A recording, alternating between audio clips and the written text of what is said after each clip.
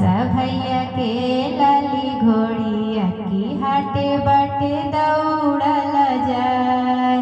राजू भैया के लाली घोड़िया की हाटे बाटे दौड़ल जाए। मुकुल भैया के लाली घोड़िया की हाटे बाटे दौड़ल जाए। पान खाई त मुँह भी हसल नरियल फोरी फोरी खाए। हमारा कोटिले भवरा कोटिले जमके दुआर। हमारा कोटिले भवरा कोटिले जमके दुआर।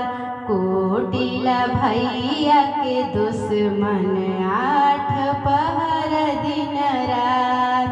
कोटिला भैया के दुश्मन आठ पहर दिन रात।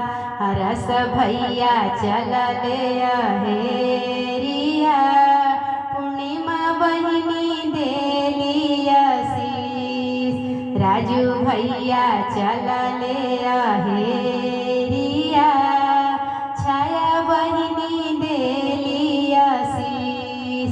मुकुल भैया चलले अहेरिया सुधा बहिनी देली आशीष। मुकुल भैया चलले अहेरिया विभा बहिनी देली आशीष। जिया सुहो मोरे भैया जिया सुलाख बरिस। जिया सुहो मोरे भैया जिया सुलाख बरिस। भैया के बढ़ो सिर पगड़ी भौजी के मांगे सिंदूर। भैया के बढ़ो सिर पगड़ी भौजी के मांगे सिंदूर। सनी भैया चलले अहेरिया शिखा बहिनी देली आशीष। सानो भैया चलले अहेरिया मिक्की बहिनी स्वस्ति बहिनी देली आशीष। मिक्की भैया चलले अहेरिया खुशी बहिनी देली आशीष। चीकू भैया चलले अहेरिया हनी बहिनी देली आशीष। जिया सुहो मोरे भैया जिया सुलाख बरिस।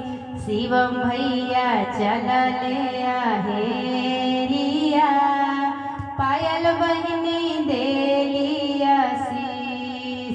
मयंक भैया चलले अहेरिया प्रिंसी बहिनी देली आशीष। संकल्प भैया चलले अहेरिया अनन्या बहिनी देली आशीष।